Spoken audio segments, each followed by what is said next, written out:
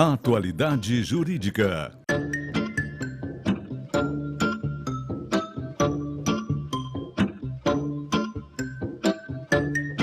Com Odilon Garcia Júnior e Ivone Garcia. Estamos chegando com mais uma Atualidade Jurídica, em parceria com o Garcia Garcia Advogados Associados. Hoje nós vamos falar de processos administrativos perante a INSS. Para isso estão conosco aqui a doutora Jane Silva e o doutor Alberto Rosman. Eu vou abrir esse nosso quadro, doutor Alberto, e pedindo para fazer um questionamento sobre esse tema tão importante que a gente vai debater hoje no nosso programa, não? Sem dúvida. Agora sim, quando a gente fala em processo administrativo perante a INSS, nós estamos trabalhando numa linha problemática das pessoas.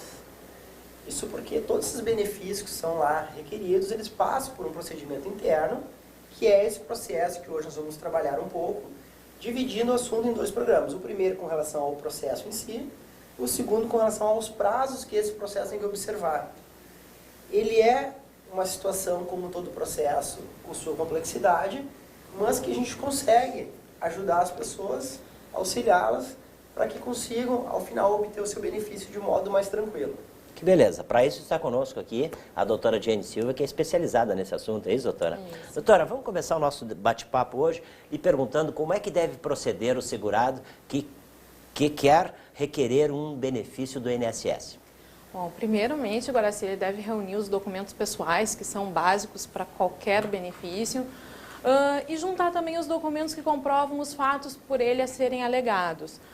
Por exemplo, se for um auxílio-doença, ele vai juntar os laudos médicos, os atestados, os exames. Se for uma aposentadoria por tempo de contribuição, a carteira de trabalho, os carnês e demais documentos que comprovem os trabalhos por ele exercidos. E então ele vai agendar uma data e horário junto ao INSS para fazer o protocolo desse pedido. Esse pedido ele pode ser feito através de um advogado ou pode ser feito pelo próprio segurado.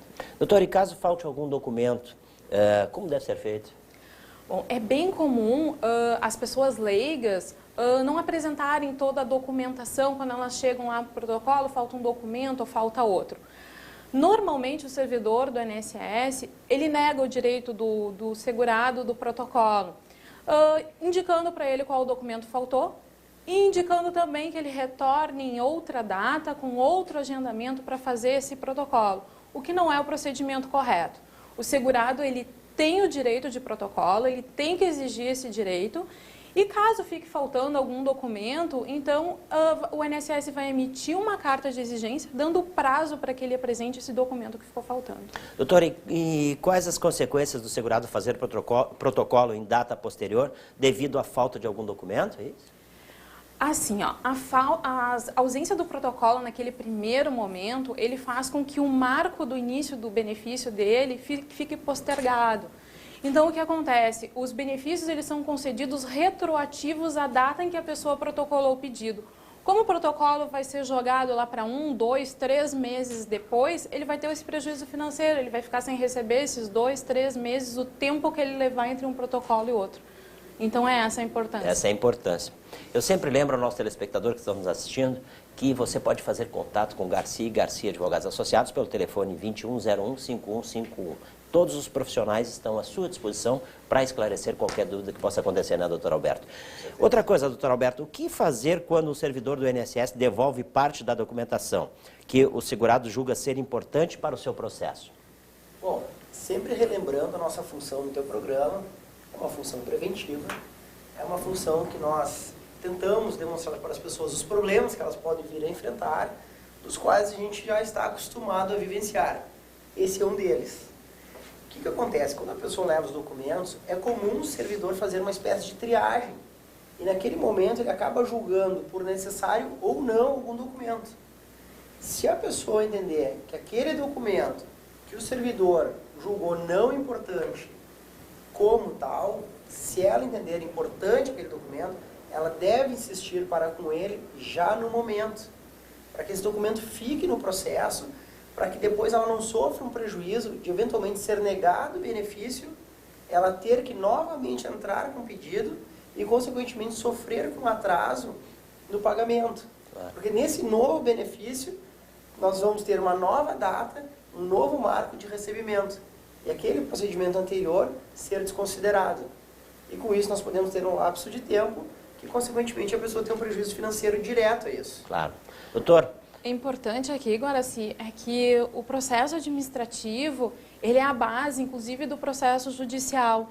Então, um processo administrativo mal instruído, que não tenha toda a documentação completa, o processo judicial também vai ser deficiente, a gente também vai ter mais possibilidade de não ter êxito no benefício. Por isso eu não canso, né, de lembrar o nosso telespectador que está nos assistindo aí, para que entre em contato com vocês pelo telefone 2101-5151, não é isso? Claro, e sempre nesse nosso complemento é importante que muitas vezes a gente sabe que o INSS tem a tendência de indeferir alguns benefícios.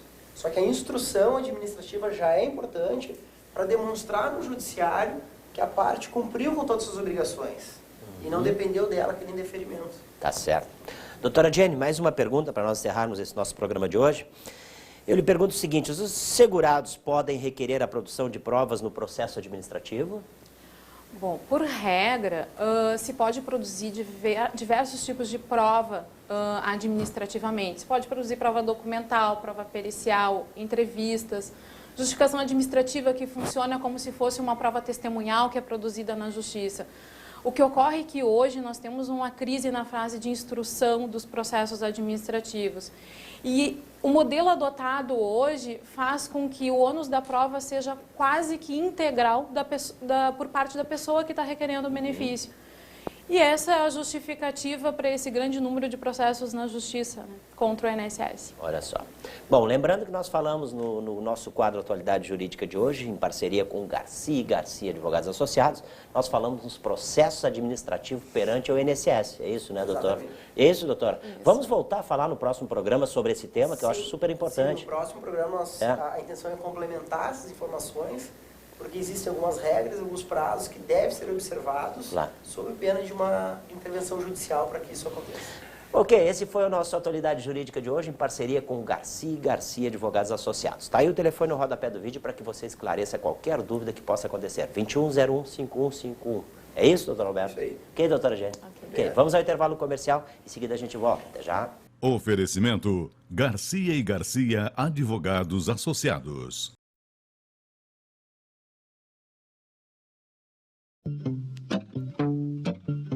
Atualidade Jurídica.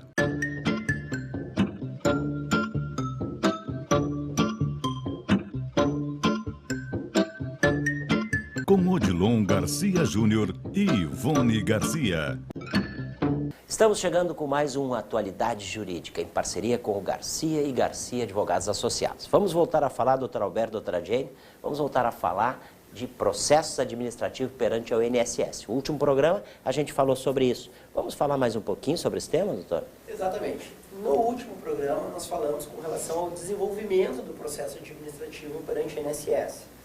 Nesse, nós continuamos com o assunto do processo administrativo, porém, vamos trabalhar com relação aos prazos que o Instituto tem para analisar esses processos. Como todo procedimento, ele tem um início, uma análise e um final. E é justamente sobre esse tempo desta análise que nós vamos tratar hoje, de novo com a doutora Jenny. Que beleza. Doutora Jenny, vamos começar sabendo a dúvida se o INSS possui prazo para analisar um processo administrativo? Bom, nós possuímos uma legislação que ela regulamenta os processos no âmbito da administração pública federal. No âmbito do direito previdenciário, tem se defendido que o INSS possui 45 dias para fazer a análise do processo administrativo e a lei ela nos diz que o INSS possui prazo de 30 dias, prorrogáveis por mais 30, para emitir a decisão depois da análise do processo administrativo. Então, passado esses 105 dias, o INSS já está extrapolando o prazo para analisar o processo administrativo. Doutor, o que o segurado pode fazer se passar esse prazo e o INSS não emitir a decisão? É muito frequente o INSS passar desse prazo para emitir decisão, principalmente quando o assunto é um pouco mais complexo do que simplesmente analisar uma carteira de trabalho e conceder o benefício. É uma problemática muito grande que a gente vem enfrentando. É óbvio que a gente tem que analisar cada caso. Existem casos mais complexos, onde o INSS está fazendo uma dilação probatória, que a gente tem que respeitar um tempo maior de processo tramitando. Mas caso ultrapasse um tempo viável, aceitável do trâmite do processo, a solução é a impetração de um mandado de segurança. E nesse caso, como é que o segurado faz para ingressar com este mandado de segurança? Nesse momento, nós saímos do processo administrativo para buscarmos uma intervenção judicial nesse mandado de segurança para que haja o julgamento dessa análise perante o processo administrativo. Aqui é importante salientar que esse mandado de segurança, essa intervenção judicial, ela não serve para analisar o benefício. Ela serve unicamente para que o agente responsável pelo benefício o analise. É muito comum a pessoa acreditar que saindo do âmbito administrativo ela já terá o benefício. Isso não é verdade. A gente primeiro esgota a via administrativa, que se justifica o mandado de segurança pela demora na análise. Então essa é a finalidade que nós temos com o mandado de segurança. Claro. Mas a gente também observa que essa solução ela não é imediata. Que nós estamos também diante de um judiciário que também é um tanto moroso, né?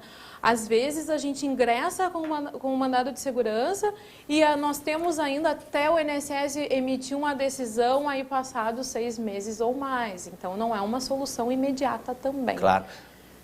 A importância dessas medidas se justificam pelo fato de que a parte não fica inerte.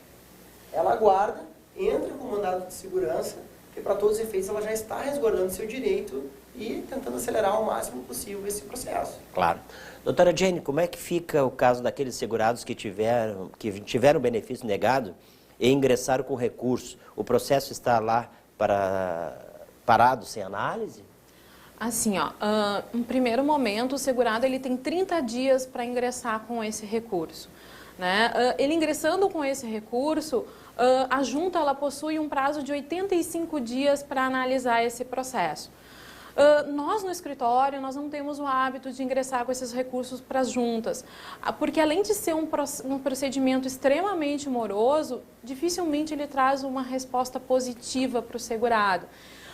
Mas no caso do ingresso desse recurso, o prazo são 85 dias, ultrapassado esse prazo, a solução é um mandado de segurança também. Claro. Mas é bem importante, mesmo que o mandado de segurança ele não seja uma via tão rápida quando a gente espera, mas é bem importante, principalmente nos casos de revisionais de aposentadoria, que se ingresse com mandado de segurança, porque o INSS não possui agente administrativo para analisar os revisões de aposentadoria, então os processos ficam parados, podem ficar 4, 5 anos parados sem ninguém analisar.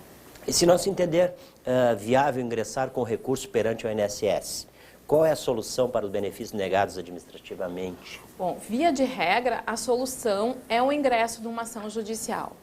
Mas o segurado contratando um profissional especializado no assunto, ele vai avaliar se a solução é realmente ingressar com um processo judicial, verificar se, como nós falamos no processo anterior, se o processo administrativo foi bem instruído, se ele serve como base para o processo judicial, ou se nós temos que voltar um passo atrás, complementar um procedimento administrativo, daí cada caso é um caso. Claro. Doutor Alberto, era isso por hoje? É isso aí, é sempre importante relembrar o caráter preventivo dessas informações, né? Claro. E de que as pessoas simplesmente não desistam do seu direito, que sempre há uma medida, sempre tem que analisar com cautela qual é a situação, para que ela consiga aquele benefício para o qual ela tanto contribuiu ao longo de vários anos. É verdade, que deixou a sua vida inteira ali, né? Com certeza. Né? Ok, para isso, então, a gente tem sempre esse quadro aí em parceria com Garcia e Garcia Advogados Associados, e a gente lembra sempre que o telefone está no rodapé do vídeo, 21015151. Se você tiver qualquer dúvida sobre este tema, os especializados, os especialistas nesse assunto, estão aí, o Dr. Alberto e a doutora Jane, para tirar qualquer dúvida, né, doutor Alberto? Ah, doutora, é isso? Isso. Então tá. Se for o caso, voltaremos a falar mais programas ainda. Ok, esse foi o nosso Atualidade Jurídica de hoje, em parceria com Garcia e Garcia Advogados. Nós vamos ao intervalo comercial e voltamos já já. Oferecimento Garcia e Garcia Advogados Associados.